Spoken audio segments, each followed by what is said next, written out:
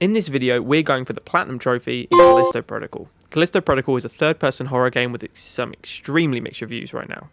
I have my own thoughts on this game that I'll be sharing with you throughout, but if you do enjoy these videos, please make sure to let us know in the comments below and subscribe to the channel.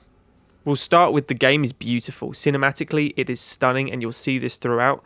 The combat itself is also brilliant from a 1v1 perspective. Whenever two enemies or more enter the frame, it gets a bit janky, and that's where some of the reviews are correct, where the combat needs to be looked at. Now, real quick overview. To platinum this game, we're just going to stick it on the maximum difficulty, do a few miscellaneous trophies, and follow a guide for the collectibles, and we're going to do it in one run in under 12 hours.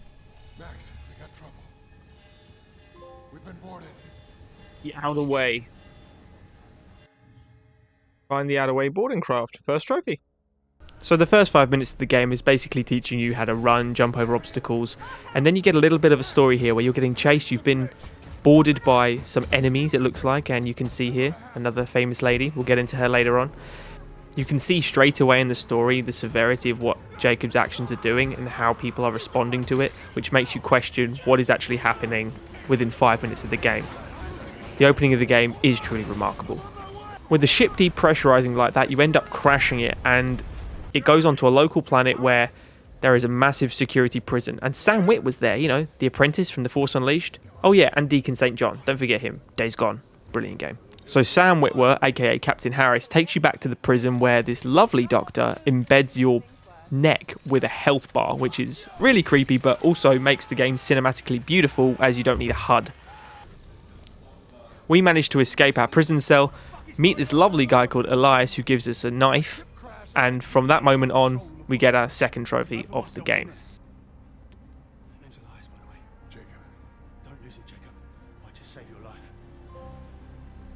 Desperate times. Perfect. Elias gives Jacob a shiv. Oi, oi, oi. He's getting beat. And what the hell is that thing?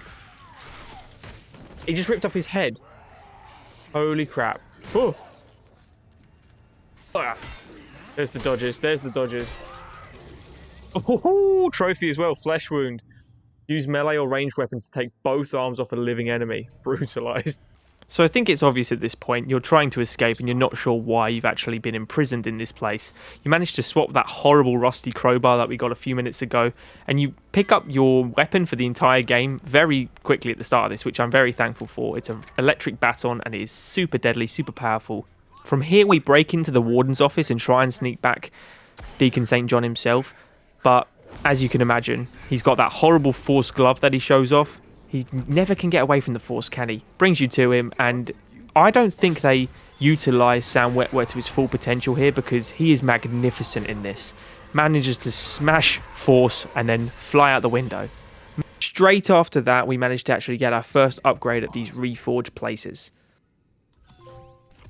Paper jams. Print a weapon for the first time. Awesome. So after we have our gun now, we end up going down the hallway and there's locked doors, and they tell you to get through these locked doors by cutting the BIOS, aka like a guard key, out of a guard's neck. They're built into them. It's really graphic, and these are actually the collectibles for the game. You get audio logs and you get these BIOSes out of people. We managed to find a dead guard as well, throw his arm out of this power glove, and you know what that power gloves can do because we've just seen Deacon St. John use it on us twice.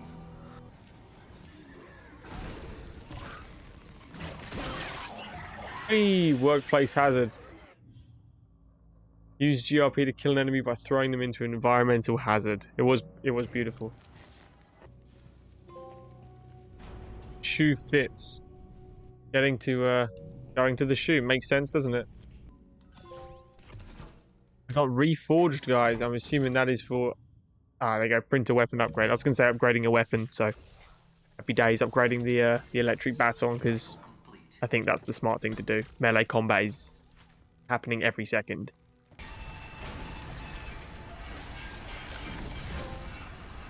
Chew 'em up. New trophy, guys.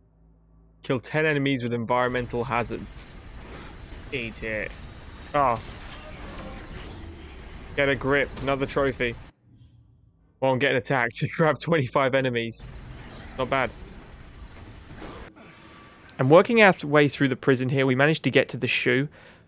In the shoe cell door, the actual person we're trying to find turns out to be Danny, the lady you were getting chased by on your own ship at the start of the game. And therefore a little rivalry comes you, Elias, and Danny now. We also go into photo mode and get this mugshot trophy. After that, we enter this room where there is a horrible droid patrolling the area, and there is a trophy for killing one of these, and the only way to kill one is you have to headshot it. It takes around 6 shots. I died about 11 times trying to do this because they instantly kill you. It's brutal, but we do manage to get the trophy here.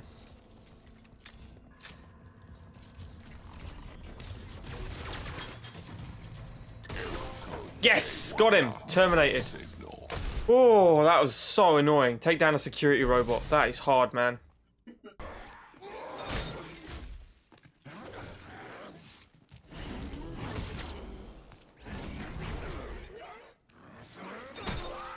Oi! And another one. In striking distance, gold trophy. Kill an enemy via the GRP and a melee combo. I do not like the look of this. Oh my god. Oh! Oh! Gonna be another one. Dodge that. Dodge that. Oh, I didn't dodge it. Get to the window. Tell us what you see. Mate, it's just ice and snow. It looks like London right now.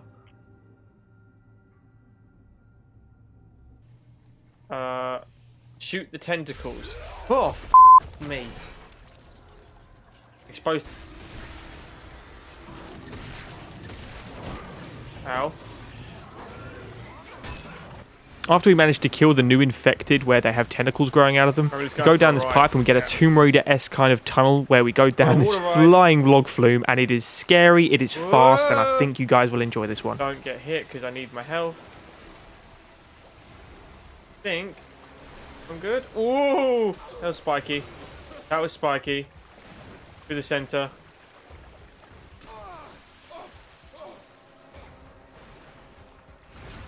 Oh my god, there's ceiling fans. Not even ceiling fans. Oh my god. Just hoping I get through. Maybe you can't fail that? I don't know. Oh! Oh! Generate the powder kicking while you're flying through the air like that. Oh! Triangle, triangle, triangle, triangle, triangle. Get him off, get him off, get him off. Yes! Without a paddle. There it is. Survived the pipe slide. That was tricky. I didn't survive it in one hit. I did die twice. Same place. It was good. So this is one section of the game I would actually give a lot of credit to the combat. The gravity glove itself is so handy. You need battery packs to recharge it quickly. It does recharge on its own. And these sort of areas where you've got giant fans, most of the time, if this was Dead Space, for example, which it's very similar to, this game is going to be compared to it massively. You'd struggle a lot more than this game. I think it deserves some credit.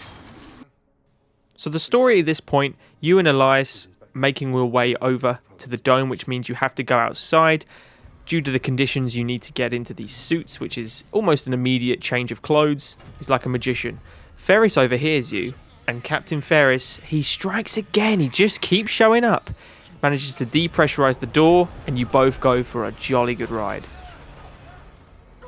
When you do manage to get outside, your glass is not completely down on the helmet, and you manage to stab a knife into the top of it to break it open. I think these are the scenes in the game that deserve so much credit. The look, the cinematics of the game, it's just stunning to watch. The story on this game was excellent. A lot of the reviews on this I think are very unfair. I think the combat is the only fair critique of this game, and the story itself, you can see it. Marvellous. So as you can see, Elias did die from that accident where his glass wasn't pressurized correctly. Danny comes over, takes the BIOS, and eventually you two do start working together. She trusts you by giving you a shotgun, and on goes the game.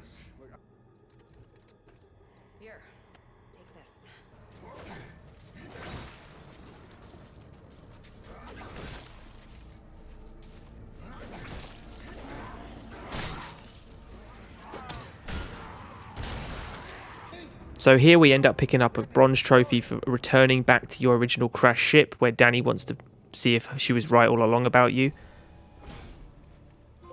And then in the pipe 5x5, another bronze trophy, reach the hangar flight deck. Now I know this is a platinum video, but I would just want to let this clip just play out and show you the sheer craziness of the game and the story itself of you trying to escape, and then AI version of the guy that runs the prison shooting down the plane for you to fall off and have another cinematic masterpiece moment, which scared the hell out of me.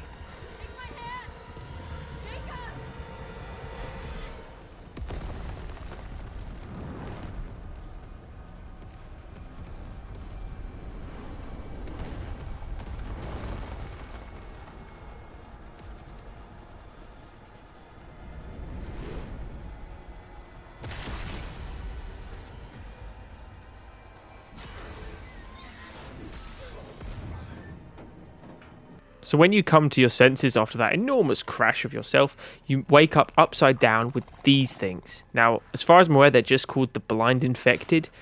They are terrifying. They're almost like clickers from The Last of Us, but they don't click.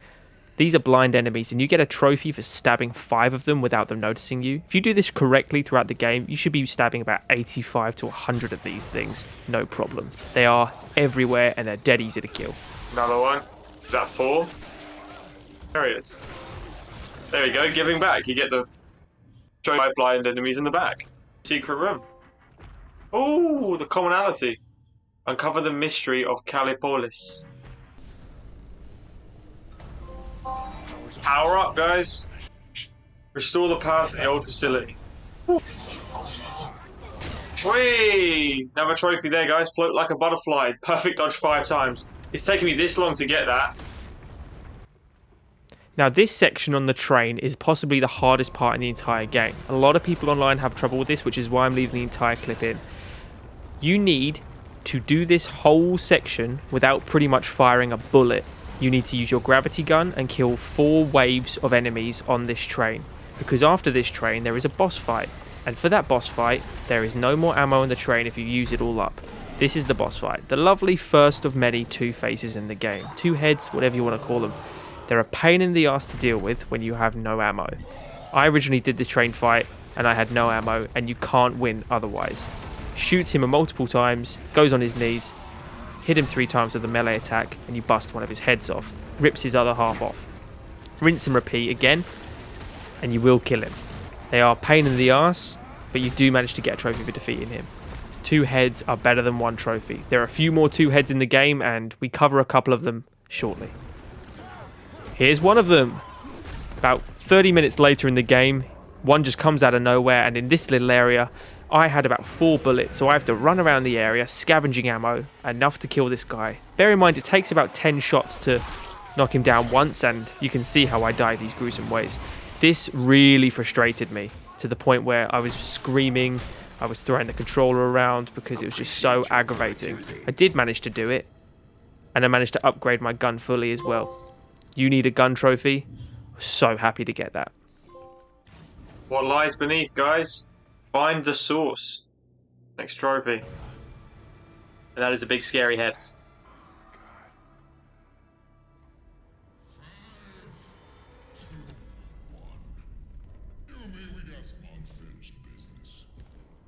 Is that Ferris?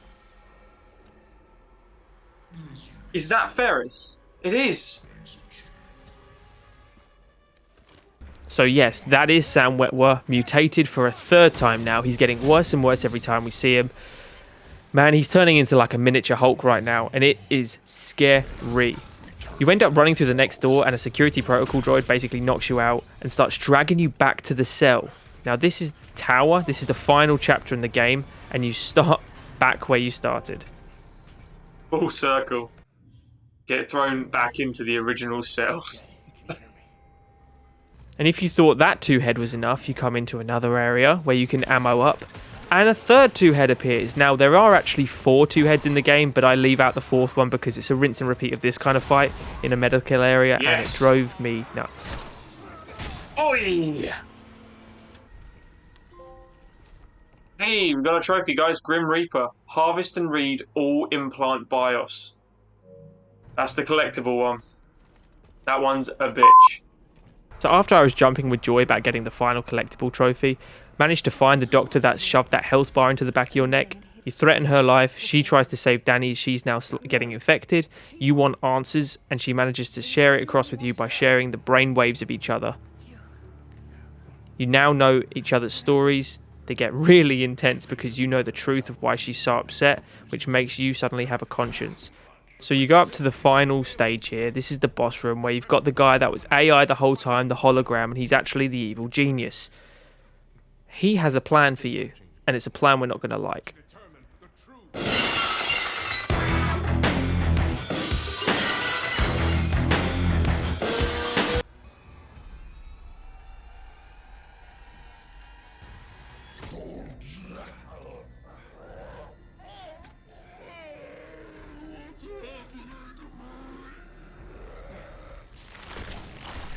Oh.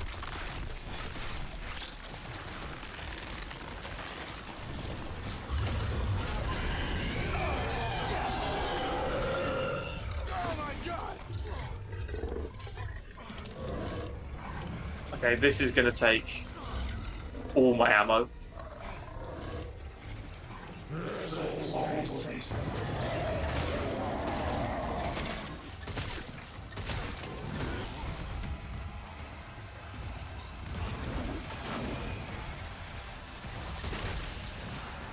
Oh, have I done it? Oh, have I done it? So believe it or not, the end boss fight only actually took me 2 attempts. It was easier than the 2 heads combined. The end of the story, there's only 1 escape pod and Jacob becomes the hero because he's technically the villain of the whole thing. Saves Danny, stays on Callisto. But is that the end of Jacob? There's a little teaser at the end that suggests not. There might be a sequel to this game after all. But for me guys, that was the platinum. I hope you enjoyed this one. Check out the final clips here. Do belong here. Protocol is about life, and that means 1 run, we've done it. We got the platinum in 1 run, guys. If you did enjoy watching this video, guys, please make sure to check out these 2 videos here on screen now. You're gonna love them. Check out more on the channel. Hope you enjoyed this video. Like it if you did. Subscribe to the channel for more videos. Ring that notification bell and click these videos. You will love them. See you later, guys. Thanks for watching.